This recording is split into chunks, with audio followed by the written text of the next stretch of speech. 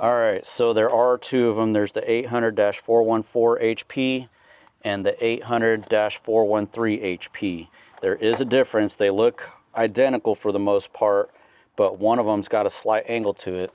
Welcome to DIY and Reviews with Bill. If you love hands-on projects, honest product reviews, and saving money, you're in the right place. From DIY builds to testing tools and gadgets, I will break it all down so you know what works and what's worth it. Subscribe and join me as I take on multiple projects, put different products to the test, and try to help you get the best bang for your buck. So, without further ado, let's get right to it. In today's video, we are going to be replacing these plastic heater hose connectors on my 2003 Tahoe.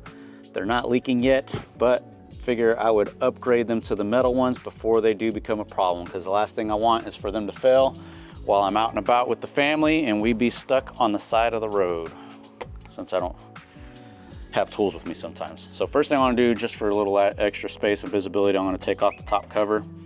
It's just a single, I believe, 8mm bolt.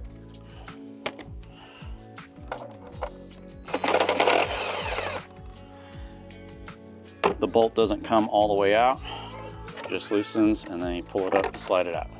Okay, if you watched my other video on replacing these on the Silverado, again, I'm going to be using the hose pinch pliers, and to try to get these connectors off, just a 90-degree needle nose. So I'm going to crimp it off a little bit high here,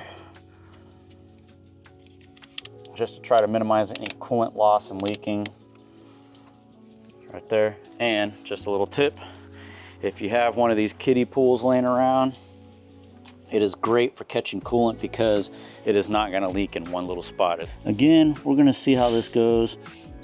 I know one video, multiple videos I've seen before, they talk about pushing it in first and pulling it out. On the Silverado, I had to, that didn't work because it didn't press in at all, so I had to twist it while crimping the tabs and pulling it out at the same time, and that seemed to work pretty good. We'll see if this one's a push and pull type situation. If not, then obviously we're going to try the other method. So there's a Y connector and then a connector that connects to the Y connector. I don't know why they did that. Somebody thought it was a genius idea. So we're going to go for this one first. All right, so that one worked. Push it in a little bit and then it pulls off.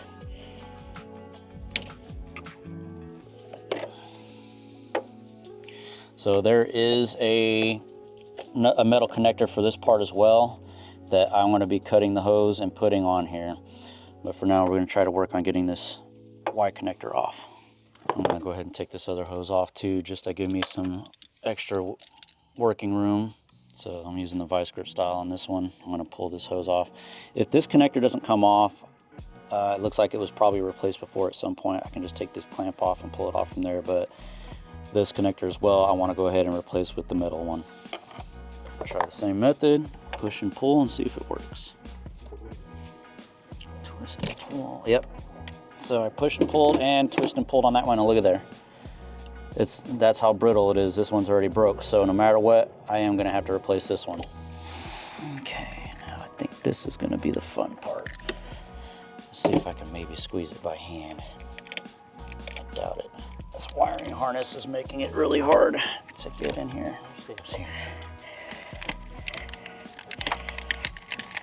There we go. So you should be able to pull the wiring harness out a little bit and at least tuck it underneath so you can see better. Okay, so just so you know, the wiring harness is these little plastic connectors that they just press onto the screw on the firewall here. I went ahead and pulled those loose for now so I can pull it further down out of the way so it's not quite obstructing my view as much. Okay, all right. So at least on the black one, I was actually able to squeeze the tabs with my fingers. I pushed it in, then squeezed, and just kind of gave it a little bit of a hard tug. And this one is coming off. Now I'm squeezing the tabs on the left side, pushing it. I think I'll need the pliers for this one. If only this dipstick wasn't in the way, it'd make it a lot easier.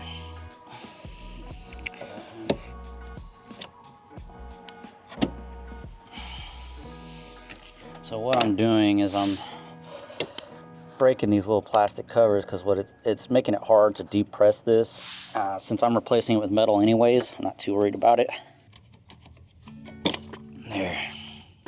And it just kind of helps allow you to take it off easier. You know, slide that one off.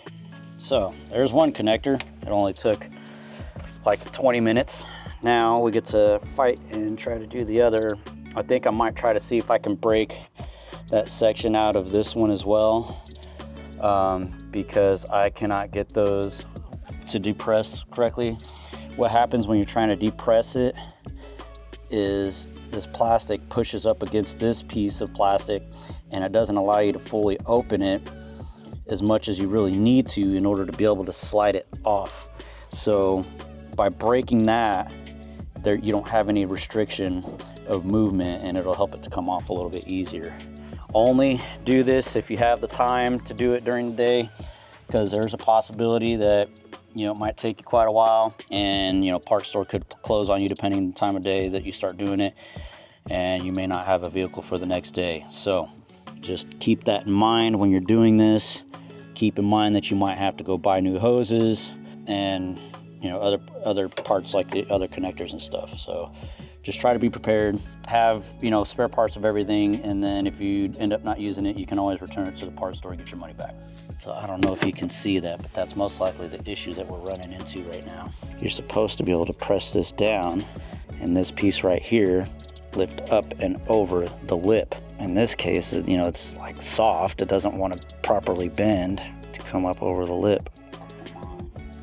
There, see how I had to use the screwdriver to lift it up and get it over the lip like that. But obviously the problem is you have the connector in the way, so you can't exactly get a screwdriver up underneath it like that, which is what makes this such a difficult job. Okay, I got it.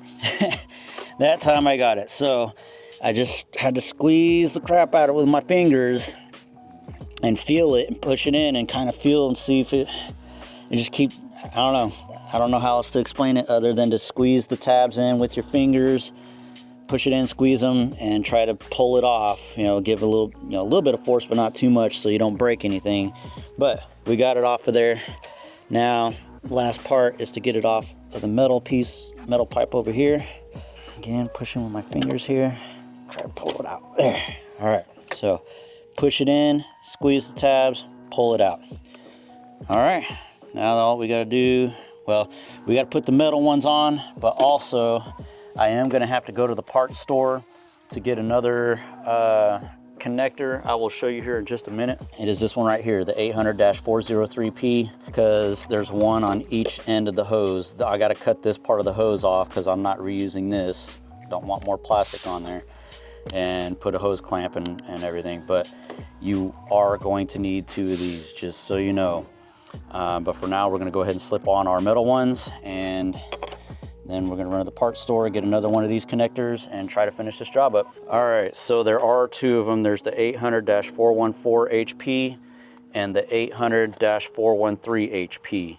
There is a difference. They look identical for the most part, but one of them's got a slight angle to it. If you look at the old ones, okay, this is the one closest to the driver's side. This is the perfect 90. If you look at the one on the passenger side, this one's got a slight downward angle to it. So we need to make sure that we match it up. The 90 on the driver's side, the slightly angled one on the passenger side. So the 413 HP is the 90 degree, and the other one is the angled one. So 90 degrees is gonna go on the driver's side. Pretty much just gonna go in reverse order of what we did. So pop it on the side here first, push it until it clicks into place like that, and pop it on the back. Pull on it. Okay, I didn't really feel it snap into place, but pulling on it, it's not coming out, so it should be good. This is the one that's got that downward angle. So I'm gonna slide it on first here on the side. Got that popped into place, and put it on this one. There we go.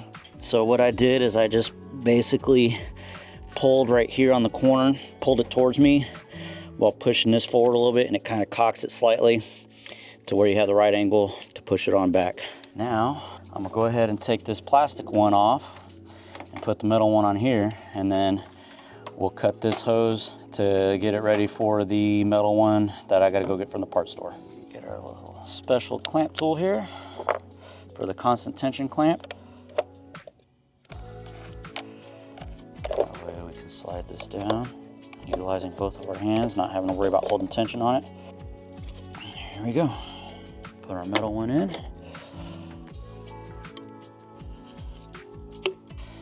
Slide our clamp back up. Whenever you're doing this, just try to make sure to pay attention which hose goes to which connector. For the most part, it's color coded. The black went with black. The off-white beige looking color went to the off-white beige looking color. So just make sure to pay attention when you're doing that. All right, we'll be back. Get that other metal heater hose connector and finish this up. All right, got our second part. And go ahead and cut this piece off because there's no way to really remove it without doing so. Get our hose clamp on. I'm gonna put it on the underside like that. Should be a little bit, hopefully a little bit easier. Well, I don't know. I might do top side. Okay.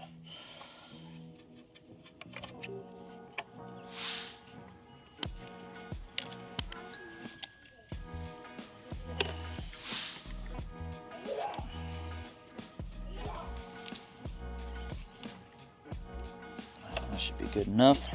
You just want to make sure, I can feel the lip of it right here. You just want to make sure you have it past that barb, so that way when you clamp it down, you're not clamping it on the barb and possibly causing it to rip. It would be best if you can get it all the way up to the lip, but that should be good. We're just going to get it snug. Don't over tighten these, because if you do, you can strip it out on the little teeth there, and then we just snap this one back on. So I'm going to try something different. I'm going to try putting this piece on first, and then slide this one on afterwards. See if that helps. There we go. So if you have trouble doing it, just take this plastic piece out, slide that on, lube it up a little bit, and then put the metal piece on afterwards. Now we can put our hose on, slide our clamp up. Alrighty. It's on, little tugs, not coming off. Should be good to go. Take our hose pinch pliers off. In case you didn't notice, I did move them down a little further.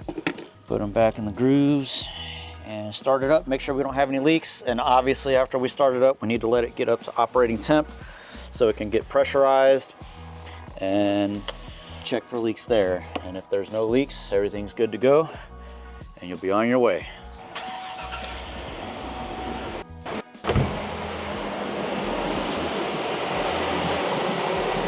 So far, no drips. Now what we're gonna do is we're gonna let it get up to operating temperature and make sure that we still don't have any leaks. So we'll be back in a few minutes. All right, so we are at normal operating temp for mine and still have 0 leaks. So that's good.